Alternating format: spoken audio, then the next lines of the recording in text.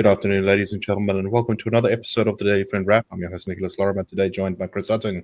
Let's get into the news of today. And the first thing we're going to be talking about is the ANC in Johannesburg is going to be facing a motion of no confidence. This motion of no confidence has been put forward in the mayor by the Democratic Alliance. And the ANC has vowed to crush the motion of no confidence, saying that we constitute over 65% of council votes. The motion is a non-starter. The DA said it was bringing the motion against the ANC, as well as the Speaker and Chief Whip in council, because of the state of Johannesburg and service delivery. The ANC also characterized the motion as a distraction and said they would deal with it. Interestingly, however, a separate motion has been brought, I think, in the Speaker of Council by former member of the ANC's coalition group, or maybe, I don't know, still current member. You never really understand with these things, Al-Jamaha, which seeks to remove the Speaker. So, Chris, let's start off on this one, because I think this is kind of important for sort of as we go towards the local government elections next year. There's a lot of things changing in the dynamics, I think, as the parties prepare to start fighting for their seats in various councils across the country. It seems to me that this is probably doomed to failure, and that's because, as the ANC correctly points out, they have, if you take the ANC seats plus the EFF plus Action SA, they can afford to actually lose all those smaller parties, the Patriotic Alliance, Al-Jamaha, the PAC, etc., and still kind of hold off any challenge in that municipality. What do you make of this? And do you think this ANC coalition in Joberg will last? In some forms, I think it will last, because even though you might have some doubts beforehand as to who's going to support it in the current coalition, when the rubber hits the road and when you've got limited access to state resources and sort of patronage, it does very often influence your voting pattern. I'm not saying it's 100%, it's guaranteed to always hold in every instance, but I think in this instance it will. You've got a city council under immense pressure operationally from voters, from citizens, because they haven't delivered in terms of service delivery. They've increased rates at different points over the last 2 years, but that hasn't been met by or met with an improvement in service delivery, especially on the part of City Power and Joburg Water. So those are the pain points for citizens, at least. We'll see if this pressure continues to mount on the sort of political powers that be. But it does indicate, I think, continuing mounting pressure on the ANC and their margins for running a coalition, never mind a sole majority on their own, becoming ever slimmer in the country's most populous province, which next year is going to be especially important in the local government elections. I think along with KwaZulu-Natal, the Western Cape is probably only going to go in one direction, but Gauteng, I think, is going to be very, very hotly contested. And it's indicative of the way the ANC has governed, the way it has behaved. It hasn't held its members to account, that this is the position in which they find themselves. This kind of motion of no confidence, whether it succeeds or not in and of itself, is an indication perhaps of how other political parties and then the citizens they represent view the role that the ANC has played in the city of Joburg. Yeah, it's just fascinating every time I look at the composition of the Johannesburg City Council, where in the last local government elections, the ANC only got about a third of the votes in total. The DA in second place with just over a quarter of the vote, Action SA in third place with 16%, and the EFF at 10%. So it really is an incredibly divided city council, and I think that's why we've seen so many motions of no confidence and so much instability. Is the simple fact is, it's been difficult to hold together coalitions to govern the city. But I think, it may actually even be a bit of a mistake for the ANC to try and hold on to Joburg right now. They have not covered themselves in glory recently. And being able to throw the city into someone else's lap, or to be able to blame, problems in the city on instability caused by these reckless opposition motions of no confidence, would be useful to them. I don't think, there's going to be any kind of magical service delivery turnaround between now and the next local government election. So this does seem like it's a bit of a poison chalice at the moment. And of course, the DA is also doing this because they want to go to the voters come next time and say the only way that you can get rid of Dada Marrero or get rid of this coalition in Joburg is to give us a very secure control over the city. It's going to be very interesting, of course, I think, to see what Action SA does. I mean, as far as I understand, they're going to back the ANC mayor here, but you know, how's that going to affect them come local government election? A lot of Action SA's support comes from people who are anti-ANC voters but vote for the, previously voted for the DA. Are those people then going to go back to the DA, or are they going to go somewhere else? Its support in the townships is much more modest, but it's still, it registers on in a number of wards in 2021. Will they hold on to that? I think that's also an open question now. So strategically for them, I think it's also important to watch. The broader picture here is that there's now also a report about, if you look at the total number of by-elections in the country since 2021, the ANC has really been having a tough time. And I think this is one of those sort of portents of doom for the next local government election. We can see it in as we just said, in maybe upcoming in Joburg, where it's going to be a bitter fight for control of the city. But you have an analysis saying the ANC is about 40 wards less across the country from all the by-elections since 2021 than it had previously, losing wards all over the place, to the IFP, to the EFF, to MK, to the PA, to the DA, sort of bleeding from every single part of the body. What do you think? I mean, how much should we read into these by-election results? Look, I think along with by-election performance, along with polling, along with national election and provincial election performance, if you look at trends over a longer period of time and those findings from different surveys, from the Institute of Race Relations, from the Social Research Foundation, the Brentis Foundation, Ipsos, if you then look at things like margin of error, then you start to get a picture of direction of travel among South African voters. So it's not to say that performance in one particular by-election is then a guarantee of future performance by a particular party.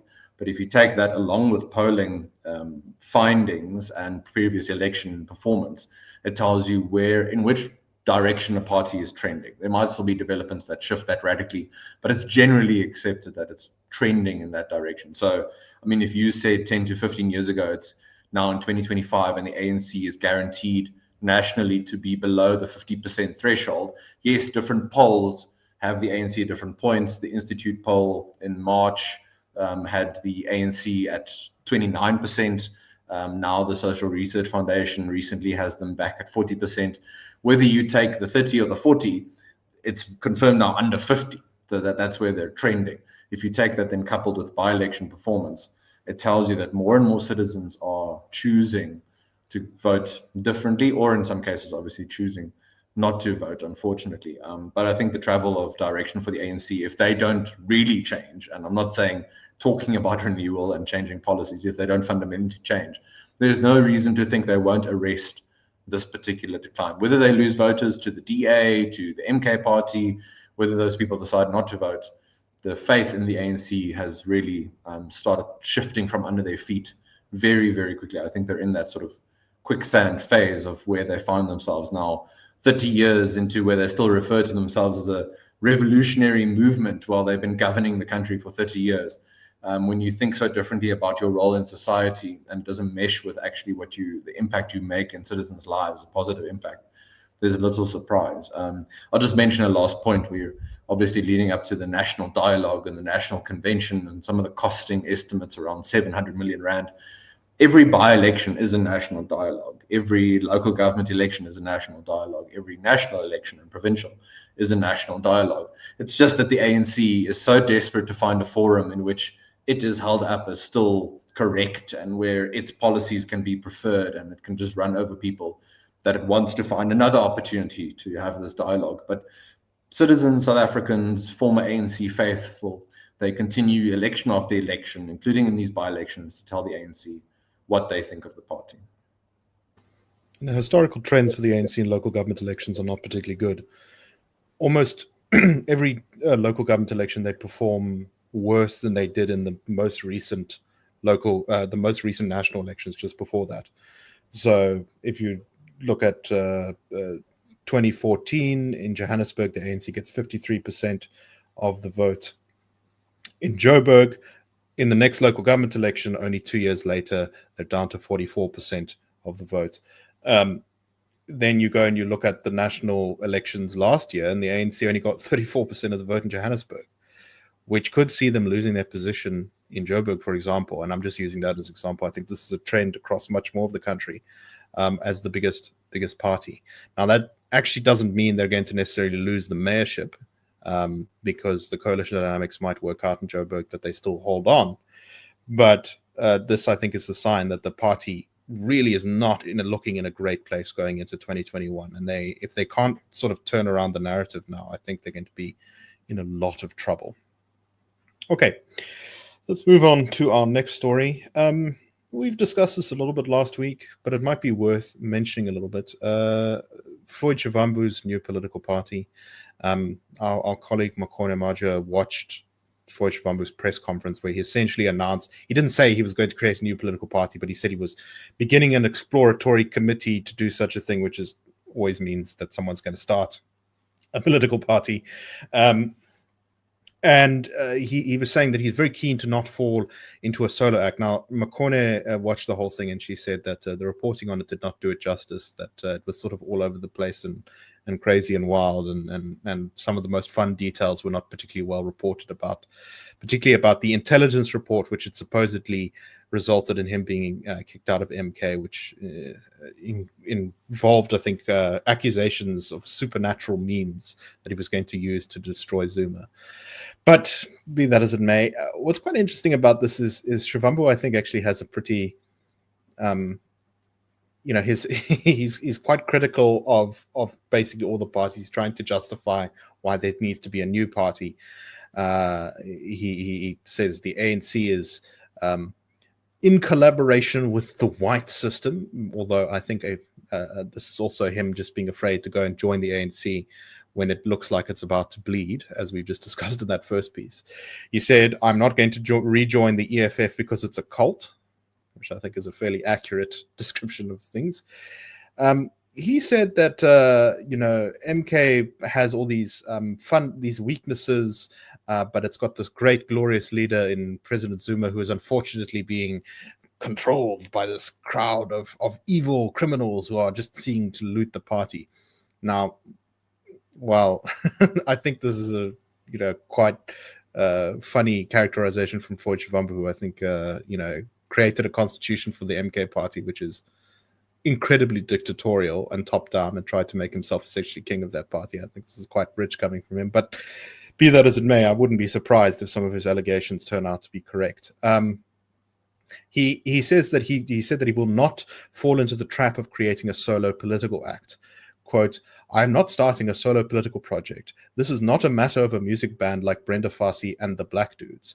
That if Brenda Fassie is not there, then the Black Dudes cannot operate. A political party cannot have that character. Yeah, so I think part of the reason he's saying that is because, in terms of star power himself, he actually doesn't have the star power to carry a political party. I do, however, think that there's a bigger point in this, Chris, and I'd like your thoughts on this. I think that one of the issues that South African politics has had recently, and you see it particularly, I think, in the MK party and Action SA, these are parties, and the EFF too, and these are parties that are really singularly built around one personality. And that can give you a lot of initial traction. But ultimately, what the problem with that strategy is, it does weaken you structurally over time. And then you become too tied to the fortunes of one particular person. What do you think about that? Yeah, I think that's a very good point. And in the climate of South Africans, I think, getting more and more tired of these sort of one-man bands or perceived one-man or one-woman bands, you're not going to do particularly well. Like, the best hope for Shivambu might be to get some votes from EFF and MK supporters and maybe get a seat or two in parliament, although even that would be a very, very long shot towards the next national elections, building the sort of structures for a new party that takes not just votes, but just takes media and other oxygen and attention away from a party like MK. Because I'm assuming Shivambu, given his education, his pronouncements at various instances, I mean, at this particular press conference, also going off on Marxist-Leninist tangents, he wants to be this intellectual. That's not going to gain oxygen or attention from MK, for example, from a force of personality that is Jacob Zuma. Never mind also then from the EFF or other more established political parties like the IFP, Patriotic Alliance, Action SA, maybe one or two others.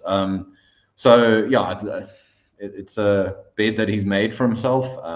If he went into this naive or not sure about the kinds of personalities that President Zuma was bringing around him to establish his party, including Mr. Shivambu and some of the allegations against him around the looting of VBS. What did you think was going to happen? And sort of in this nest of vipers, to put it very diplomatically, if you turn against some of them for whatever reason, give them reason to oust you, they're going to act very, very quickly because they want to shore up their own support and get the ear of President Zuma, who remains the leader of MK. I'll mention a last point. He talks about these shadowy figures.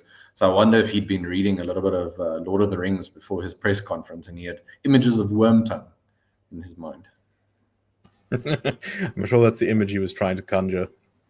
All right, last story for today. There's still reporting that's coming in on this one, but it is, I think, one of these stories that highlights a bigger problem. 10 more South African National Defence Force members have been arrested today in connection with the murder of Hawks member Lieutenant Colonel Frans Matipa. Hawks spokesperson said the 10 suspects handed themselves over to the Hawks Serious Organized Crime Investigative Unit in Johannesburg. They're all SANDF members. They are going to be facing charges of murder and kidnapping. Chris, I think this highlights an ongoing issue in the country, which will need some creative solving when you get a government that's actually interested in taking on this problem, which is that there has been a significant infiltration of criminal elements into not just the police but also the military. Yeah, if one hopes and accepts that it can be solved, it's gonna require sort of putting out the roots and the branch approach. It's not going to be just putting in different people at high level positions kind of thing. It's a structural thing. It's an organizational thing.